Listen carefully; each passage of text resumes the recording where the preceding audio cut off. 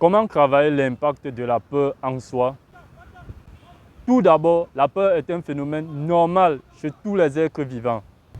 Car nous tous, nous ressentons la peur à chaque fois que nous vivons une situation inhabituelle, critique et dangereuse.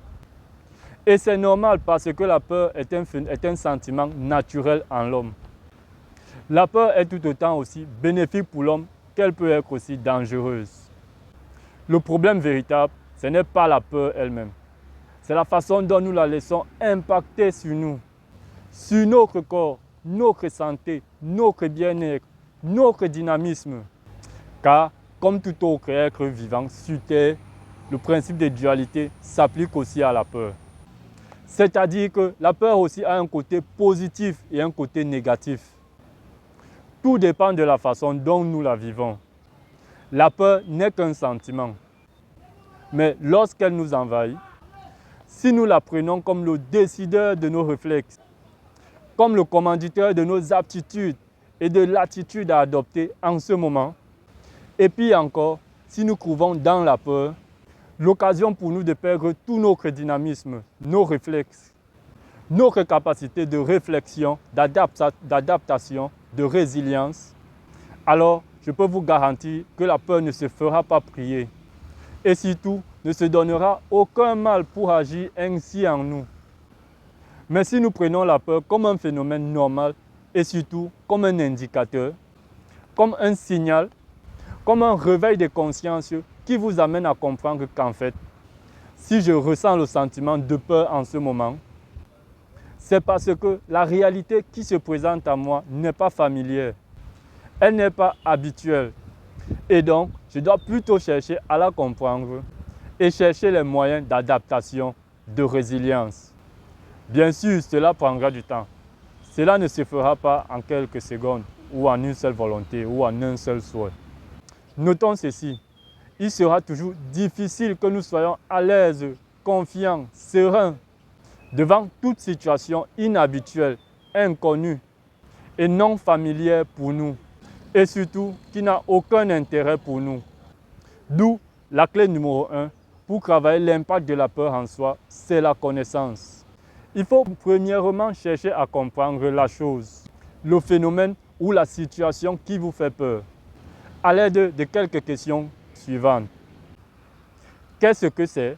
De quoi s'agit-il? Comment est-ce que cela se présente? Comment est-ce que ça fonctionne? La clé numéro 2 pour travailler l'impact de la peur en soi, c'est la cause.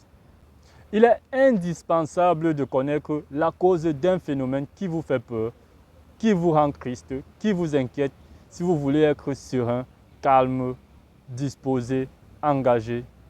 Alors les quelques questions suivantes vont vous aider. Comment est-ce que c'est arrivé là? Quelle en est la véritable cause? Qu'est-ce qui s'est réellement passé pour que cela se produise? La clé numéro 3, c'est la conséquence. Il est plus facile d'avoir de l'intérêt ou d'accorder plus d'attention à quelque chose lorsqu'on connaît les conséquences que cela peut produire dans notre vie. Alors, les questions suivantes peuvent vous aider. Quelles seront les conséquences en cas de réaction quelconque de ma part? Si je décide d'agir de telle façon ou d'une autre façon à la situation, quelles seront les retombées? La clé numéro 3, l'intérêt, l'importance. Il est tout à fait clair que si quelque chose n'a aucune importance ou aucun intérêt pour vous, jamais vous ne lui accorderez du temps. Jamais vous ne chercherez à le connaître ou à vous familiariser avec cette chose. Et lorsque cette chose arrivera en vous ou dans votre vie ou se manifestera en vous la première fois, c'est normal que vous ayez peur. C'est normal que vous soyez déséquilibré, dérangé, troublé, stressé et même inquiet.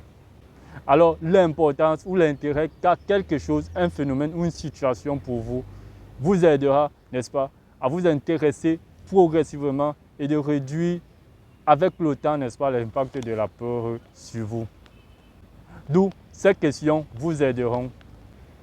Quelle est son importance pour moi? Est-ce que cela a de la valeur pour moi? En fonction du fait que cela a une importance pour moi ou que cela n'a aucune importance, il faut prendre une décision. S'il y a importance, il faut prendre la décision de faire le travail d'immersion, Le travail d'immersion consiste d'affronter et de vivre l'objet de la peur. En d'autres termes, de vous confronter à ce qui vous fait peur. On ne le dira jamais assez. Ce qui ne te tue pas te rend plutôt fort. Et seul le fait d'affronter ce qui te fait peur et qui a de l'intérêt pour toi t'aidera considérablement à réduire l'impact de la peur en toi. S'il n'y a pas importance ou intérêt, alors laisse tomber, abandonne, renonce et concentre-toi sur ce qui est important pour toi. Tu seras plus inspiré, plus déterminé, plus motivé, plus résilient et plus engagé. Le fait de rester attaché à ce qui te fait peur et qui n'a pas d'intérêt ne t'arrange pas. Car tôt ou tard, tu te rendras compte que tu perds ton temps inutilement et tu claqueras la porte. Et bien évidemment, tu auras perdu ton temps. La clé numéro 5.